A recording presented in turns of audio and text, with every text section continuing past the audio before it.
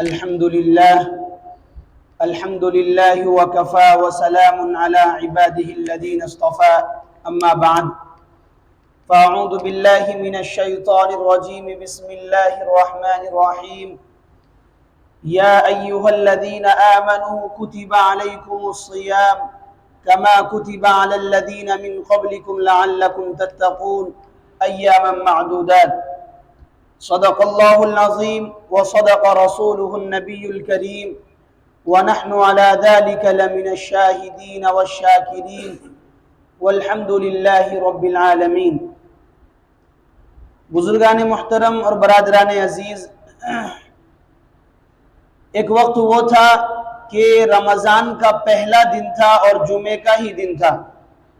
رمضان کی پہلی تاریخ اور جمعے کا دن تھا، اور آج رمضان کی آخری تاریخ، آخری روزہ ہے اور آج بھی جمعے کا ہی دن ہے۔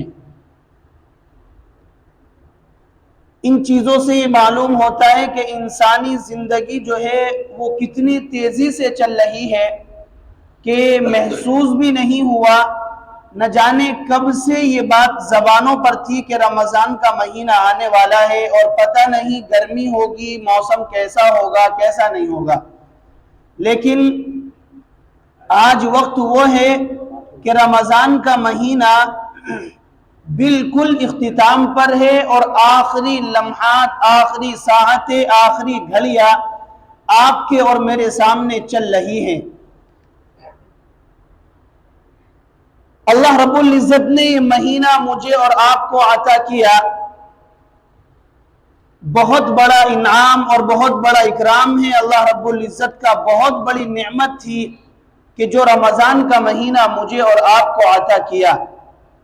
رمضان کا مہینہ کچھ اس انداز سے ہوتا ہے، آپ مارکیٹ کی طرف نکلے تو وہاں پر سیل لگی ہوئی ہوتی ہے اور لکھا ہوا ہوتا ہے کہ 50% ڈسکاؤنٹ، 20% ڈسکاؤنٹ، اور سیل لگی ہوئی ہوتی ہے، اور کمزور سے کمزور بندہ بھی ان سیل میں سے شاپنگ کر کر گھر پہ واپس آتا ہے، کیونکہ جو نیچے طبقے کے لوگ ہوتے ہیں پیسے کے اعتبار سے کچھ مضبوط نہیں ہوتے، تو ان لوگوں کی شو روم پر چلنے کی طاقت نہیں ہوتی اور ہمت نہیں ہوتی۔ لیکن جہاں پر سیل لگی ہوئی ہوتی ہے وہاں ہر بندہ پہنچ جاتا ہے، اور وہاں سے ہر بندہ کچھ نہ کچھ خریدنے کی کوشش کر لیتا ہے۔ اسی طریقے سے یہ رمضان کا مہینہ تھا کہ ایسا محسوس ہوتا ہے کہ جیسا کہ رب نے سیل لگا رکھی ہے۔ اب وہ سیل کس چیز کی ہے؟ وہ نیکیوں کی سیل ہے کہ یہ میرے بندو تم آؤ میرے دربار میں اور یہ نیکی کرو، تم کرو گے اتنی سی میں اتنی عطا کروں گا، اتنے % ڈسکاؤنٹ دوں گا، تم 2 رکعت عطا کرو گے، نفل پڑھو گے فرض کا ثواب دوں گا، فرض پڑھو گے 70 فرضوں کا ثواب دوں گا، اور یہ روزہ اگر رکھو گے تو اس کی کوئی تعداد نہیں، اس کا کتنا ثواب ملے گا، فرشتوں کو ہٹا دوں گا اور خود اس کو مل جاؤں گا۔ یعنی ایک سیل کے انداز میں رب نے رمضان کے مہینے کو بھیجا تھا، اور رمضان کے مہینے کو ہم نے گزارا۔ یہ رمضان کا مہینہ اس بندے کا بھی گزرا کہ جس بندے نے اس رمضان کے مہینے کی قدر کی، دن کے روزے رکھے، رات کی نمازوں کی پابندی کی، اور اس بندے کا بھی گزرا کہ جس نے نہ دن کا روزہ رکھا نہ رات کی نمازیں پڑھی۔ یعنی ہر ایک بندے کے اوپر یہ رمضان کا مہینہ گزرا۔ جن لوگوں نے رمضان کے مہینے کی قدر کی، عبادت کی، روزوں کو رکھا، ان کے لیے خوشخبری ہے، کل کا دن عید کا دن ہے۔ اور جن لوگوں نے رمضان کے مہینے کو پایا اور پانے کے بعد نہ رمضان میں روزے رکھے، نہ نماز کی پابندی کی، نہ تراویح ادا کی، نہ قرآن کریم کی تلاوت کی، نہ اپنے گناہوں کا استغفار کیا، نہ نبی علیہ السلام پر درود بھیجا، تو میرے دوستو کل کا دن ان کے لیے عید کا نہیں بلکہ وعید کا دن ہے۔ ان لوگوں کو یہ سوچنا چاہیے کہ ہمیں رب نے یہ مہینہ دیا تھا، ہم نے اس مہینے کو کتنی غفلت کے ساتھ گزارا ہے۔ ذرا سوچے کہ رمضان سے پہلے وہ روزے رکھنے کے لیے یہ کہتے تھے کہ رمضان میں اگر روزے رکھیں گے تو ہمارے جسم میں کمزوری آ جائے گی، اگر رمضان میں روزے نہیں رکھے تو بتائیں وہ کون سے بلڈر بن گئے؟ نہیں میرے دوستو، یہ ذہنی ایک تصور ہوتا ہے، یہ شیطانی ہمارے ذہن میں ایک چیز سوار کی ہوئی ہوتی ہے کہ اگر میں روزے رکھوں گا تو کمزور ہو جاؤں گا، اگر میں یہ عبادت کروں گا تو یہ کمی آ جائے گی۔ نہیں میرے دوستو، جن لوگوں نے پابندی سے روزے رکھے، اگر معمولی سی ان کے جسم میں آپ کو کمی بھی نظر آئے، اگر وہ روزے رکھنے یا عبادت کرنے کی وجہ سے بیمار بھی ہو گئے، 10-15 دن کے بعد آپ ان کے جسم کو اپنے جسم سے ملا لینا۔ یعنی کہنے کا مطلب یہ ہے کہ شیطان ہمارے دماغ میں نہ جانے کس کس انداز سے وسوسے ڈالتا ہے اور ذہن میں تصورات پیدا کرتا ہے، اور پیدا کر کے اتنے مبارک ایام کو ہمارے دماغ سے ان کی عظمت کو نکال دیتا ہے، اور رمضان کا مہینہ گزر جاتا ہے جس انداز سے گزر گیا۔ میرے دوستو، جن لوگوں نے رمضان کے مہینے کی قدر کی، ان کے لیے خوشخبری ہے، وہ رب کے سامنے دعا کریں کہ یہ میرے رب، جس انداز سے رمضان کی قدر ہونی تھی ہم نہیں کر پائے، ہمیں آئندہ رمضان کے مہینے کی قدر کرنے کی توفیق عطا فرما۔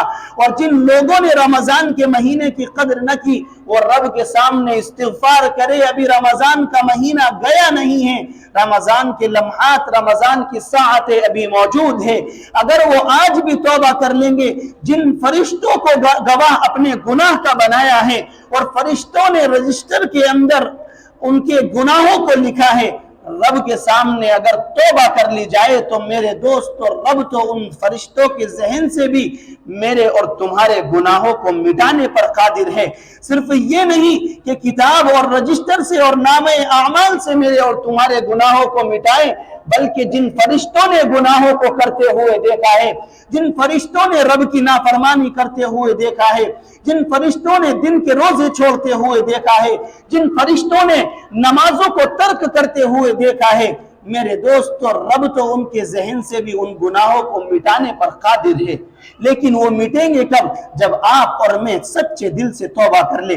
التائب من الذنب کمن لا ذنب له، حدیث کے اندر آتا ہے کہ گناہوں سے توبہ کرنے والا گویا اس انداز سے ہے جیسا کہ اس نے گناہ کیا ہی نہیں۔ اور صرف یہی نہیں، رب تو گناہوں کی توبہ پر، نیکی بدلنے پر، یعنی گناہ کیے، گناہ کرنے کے بعد آپ اگر صدق دل سے توبہ کر لیتے ہیں تو رب اس کیے ہوئے گناہ کو نیکی سے بدلنے پر بھی قدرت رکھتا ہے۔ آج کا دن جمعے کا دن ہے اور رمضان کا آخری جمعہ ہے، میری اور آپ کی زبان میں اس کو جمعۃ الوداع کہتے ہیں، یعنی الوداع جمعہ کہا جاتا ہے۔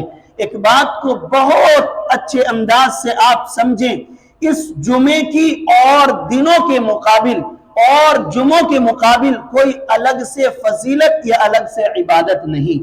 اس اعتبار سے اس کی فضیلت ہے کہ رمضان کا ہر مہینہ، ہر دن جانے والا بڑا مبارک دن ہوتا ہے۔ کیوں؟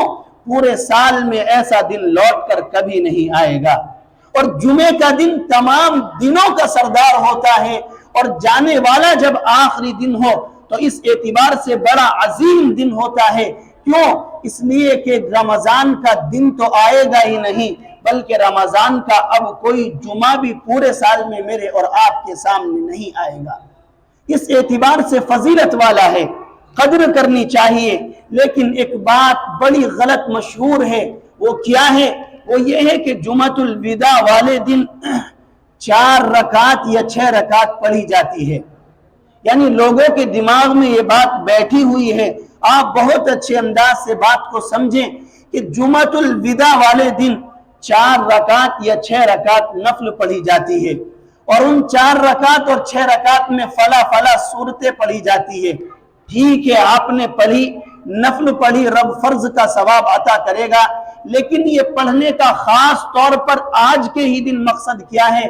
تو لوگوں کے ذہن میں یہ ہے کہ پورے سال میں اگر ہماری کوئی نماز چھوٹ چکی ہے، کوئی فرض نماز ہماری قضا ہو گئی ہے، تو یہ 6 رکعت اور 4 رکعت پڑھنے کی وجہ سے وہ ہماری چھٹی ہوئی نمازیں ادا ہو جائے گی۔ میرے دوستو، رب کا خزانہ بہت بڑا ہے، لیکن اس انداز سے بھی رب عطا نہیں کرتا کہ آپ کرے بھی کچھ نہیں اور مل بھی سب کچھ جائیں، پورے سال نماز بھی چھوڑتے رہیں اور 4 رکعت یا 6 رکعت پڑھ کر وہ نماز بھی ادا ہو جائے۔ ایسا بالکل نہیں۔ جیسا کہ شب برات پر ایک عورت نے بھی یہ بات کہی، فون آیا اور ایک مرد نے بھی اس بات کو کہا، اور کچھ نمازیوں نے بھی سوال کیا کہ امام صاحب وہ نماز بتا دیجئے، وہ نماز پڑھنے کا طریقہ کیا ہے کہ جس سے قضا نماز ادا ہو جاتی ہے۔ میرے دوستو، شریعت میں ایسی کوئی نماز نہیں کہ جن 2 رکعت سے یا 4 رکعت پڑھنے سے آپ کی پوری زندگی کی نماز ادا ہو جائے، ایسی کوئی نماز نہیں۔ اگر آپ کی بلوغت کے بعد کوئی نماز قضا ہوئی ہے، کوئی نماز چھٹی ہے، آپ نے اس نماز کو نہیں پڑھا، خواہ آپ کے سامنے اس وقت کوئی عذر تھا یا عذر نہیں تھا، آپ کے اوپر اس نماز کو ادا کرنا ضروری ہے۔ اگر آپ کسی حالت میں مر جاتے ہیں اور رخصت ہو جاتے ہیں تو آپ سے اس نماز کا حساب ہوگا، اس نماز کے بارے میں پوچھ ہوگی۔ ہاں، اگر آپ بہت سی نمازیں چھوڑ چکے ہیں اور آپ کے ذمے بہت سی نمازیں ہیں اور آپ کے جسم میں اب طاقت نہیں ہے، آپ مرض الوفات میں مبتلا ہے، چارپائی سے آپ سے نہیں اٹھا جاتا اور وہ نمازیں آپ کے اوپر قضا ہیں، ان کو ادا بھی کرنا ہے، تو ان کا طریقہ یہ ہے کہ آپ اب فدیہ ادا کریں گے۔ فدیہ کتنا ہوتا ہے؟ ہر نماز کا صدقۃ الفطر کے برابر آپ کو صدقہ کرنا ہوگا۔ ایک نماز کا صدقہ آپ کریں گے تو اس نماز کا جو آپ کے اوپر گناہ ہے وہ عارضی طور پر رب کو منہ دکھانے کے لیے آپ کے اوپر سے اس کا گناہ ہٹا دیا جائے گا۔ لیکن یاد رکھنا، اگر آپ کے جسم میں طاقت ہے اور آپ یہ چاہیں کہ میں فدیہ ادا کروں اور جسم میں طاقت بھی رکھتے ہیں تو آپ لاکھوں نہیں، کروڑوں نہیں، اربوں روپے بھی اگر فدیے میں ادا کر دیں تو ایک نماز کا فدیہ بھی ادا نہیں ہوگا۔ کہنے کا مطلب یہ ہے کہ اگر بلوغت کے بعد سے آپ کی کوئی نماز قضا ہو گئی، آپ اس نماز کو جب تک پڑھیں گے نہیں وہ ادا نہیں ہوگی۔ آج کے دن اگر آپ 4 رکعت یا 6 رکعت ادا کر لیں گے تو زیادہ سے زیادہ آپ کو ان نفل پڑھنے کے بدلے فرض کا ثواب مل جائے گا، لیکن ایسا نہیں ہو سکتا کہ قضائے عمری آپ کی ادا ہو جائے۔ آپ کی جو زندگی میں نمازیں چھوٹ چکی ہے، آپ کی ان 4 رکعت یا 6 رکعت کی وجہ سے ادا ہو جائے، شریعت میں ایسی کوئی نماز نہیں ملتی۔ میرے دوستو، رمضان کا مہینہ تقریباً ختم ہی ہو گیا، صرف ایک رات باقی ہے، اور وہ رمضان کی نہیں بلکہ رمضان سے ہٹ کر لیکن بڑی مبارک رات ہے۔ کیا رات ہے؟ اس رات کو لیلۃ الجائزہ کہا جاتا ہے، یعنی انعام والی رات۔ حدیث کے اندر آتا ہے اگر کوئی بندہ اس رات میں عبادت کر کے اس رات کو گزارتا ہے، رب سے توبہ اور استغفار کرتا ہے تو رب اس کے گناہوں کو بالکل معاف کر دیتا ہے، اس کے گناہوں کو بالکل معاف کر دیتا ہے، اور فرشتے گلیوں میں صبح میں چکر لگاتے ہیں اور ایسے بندوں کے لیے وہ خوشخبری کا اعلان کرتے ہیں کہ جنہوں نے رمضان کے مہینے کو اچھے انداز سے گزارا اور آج یہ رات جس کو چاند رات کہا جاتا ہے، اس رات کو عبادت میں گزارا۔ یہ رات اگر آپ دیکھیں تو ایک اعتبار سے بڑی غفلت سے گزر جاتی ہے۔ وہ کس طریقے سے؟ یہ پوری رات اکثر ایسا ہوتا ہے کہ شاپنگ کر کے گزرتی ہے، بازاروں کے چکر لگا کر کے گزرتی ہے۔ آپ بازار میں جائیں، شاپنگ کریں، آپ کو اجازت ہے، لیکن اس کے ساتھ ساتھ آپ یہ بھی دیکھتے رہیں کہ کہیں ایسا نہ ہو کہ پوری رات آپ کی بازار میں ہی نکل جائیں۔ اور کتنا نوجوان طبقہ ایسا ہوتا ہے کہ ان کو کوئی چیز خریدنی نہیں ہوتی، کوئی کام نہیں ہوتا، لیکن بازار کا چکر لگانا ایک منورنجن بن جاتا ہے، اور ان کی زبان میں کہا جاتا ہے کہ چلو ٹائم پاس کرتے ہیں۔ میرے دوستو، امتحان میں پاس کون بندہ ہوتا ہے؟ جس کو کامیابی کا سرٹیفکیٹ مل جائے۔ آپ اگر یہ کہیں ٹائم پاس کر رہے ہیں تو ٹائم پاس تو جب ہوگا جب آپ رب کے گھر میں آئے اور عبادت کریں۔ اگر باہر چکر لگا رہے ہیں تو اس کو ذرا تھوڑا سا پلٹ کر کے دیکھیں، یہ ٹائم پاس نہیں بلکہ ٹائم فیل ہو رہا ہے۔ یہ آپ کا ٹائم پاس نہیں بلکہ ٹائم فیل ہو رہا ہے۔ ٹائم تو گزارنا اگر آپ کو ہے، آپ چارپائی پر جا کر لیٹ جائیں، عشاء کی نماز جماعت سے پڑھیں، صبح کو اٹھ کر فجر کی نماز پڑھیں، رات میں اپنے آپ کو گناہوں سے روکے رکھیں، میرے دوستو پھر بھی آپ کا ٹائم پاس ہوگا اور آپ کو نیکی کا اجر ملے گا۔ حدیث میں آتا ہے جو بندہ عشاء کی نماز جماعت سے ادا کرتا ہے اس کو آدھی رات عبادت کا ثواب ملتا ہے، اور جو بندہ عشاء کی نماز بھی جماعت سے پڑھے، صبح اٹھ کر بھی جماعت سے پڑھے، اس کو پوری رات عبادت کا ثواب ملتا ہے۔ بڑی مختصر سی بات بتا کر اپنی بات کو ختم کرتا ہوں۔ کتنے لوگ شاپنگ کرتے ہیں اور حرام مال سے شاپنگ کرتے ہیں، ناجائز طور پر شاپنگ کرتے ہیں، اپنے آپ کو قرض میں ڈال کر شاپنگ کرتے ہیں، لیکن وہ اپنے جسم پر، اپنی اولاد کے جسم پر، اپنی بیوی کے جسم پر، اپنے خاندان کے جسم پر وہ نیا جوڑا پہنانا ضروری سمجھتے ہیں، اور وہ سوچتے ہیں کہ اگر نیا کپڑا نہ پہنا اور نیا کپڑا نہ پہنایا تو عید نہیں ہو سکتی۔ میرے دوستو، ایسی کوئی بات نہیں ہے۔ اصل میں عید اس بندے کی ہے جس نے رمضان کو صحیح سے گزارا۔ حضرت عمر ابن عبدالعزیز کا واقعہ یاد آتا ہے۔ عید کا موقع ہے، چند دن باقی رہ گئے، بچوں کے جسم پر جو لباس ہے، وقت کا بادشاہ ہے، اس کی بچوں کے جسم پر جو لباس ہے ان پر پیول لگے ہوئے ہیں۔ جب پیول لگے ہوئے ہیں، بچے ماں کے پاس آتے ہیں کہ امی جان عید کا وقت ہے، ابو نے ابھی کپڑوں کا انتظام نہیں کیا، آپ کہہ دیجئے ہمارے لیے نئے کپڑے آ جائیں۔ امی نے ان کے باپ سے ذکر کیا، اپنے شوہر سے ذکر کیا کہ بچوں کے لیے عید کا لباس بنا دے۔ وقت کا بادشاہ حضرت عمر ابن عبدالعزیز، وہ بندہ کہ جس بندے کے زمانے میں بھیڑیا بکری کو نہیں کھاتا تھا، بھیڑیا اور بکری دونوں ایک ہی گھاٹ میں اتر کر کے پانی پیا کرتے تھے، اور اس زمانے میں ہر بندہ زکوٰۃ دینے والا تھا، لینے والا کوئی بندہ نہیں ملتا تھا، یعنی رعایا کا ہر بندہ ان کا مالدار بن چکا تھا۔ اس وقت کا بادشاہ اپنی بیوی سے کہہ رہا ہے کہ اس وقت میری جیب میں یہ طاقت اور وسعت اور ہمت نہیں ہے کہ میں اپنے بچوں کے جسم پر حلال کپڑے لا کر کے ان کے جسم پر پہنا سکوں، لہذا میں یہ کہتا ہوں کہ میں ان بچوں کی وجہ سے بیت المال سے حرام طور پر کوئی چیز وصول نہیں کروں گا، اور ان بچوں کے جسم پر کوئی حرام کپڑا نہیں پہناؤں گا۔ کیوں پہناؤں گا میں؟ مزے میری اولاد لے گی، اور حساب کل قیامت میں مجھے جا کر کے دینا ہوگا۔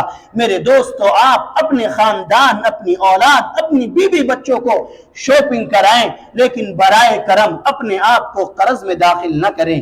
کیوں آپ قرض کے ساتھ ان کو شاپنگ کرائیں گے؟ مہینہ 2 مہینے کا آپ اشترا قرض لیں گے، بتاؤ زندگی کا کیا بھروسہ ہے کہ آپ 2 مہینے تک بھی زندہ رہیں گے اور اس قرض کو ادا کر سکتے ہیں؟ لہذا ادھار لے کر نہ کریں، ناجائز طور پر شاپنگ نہ کریں۔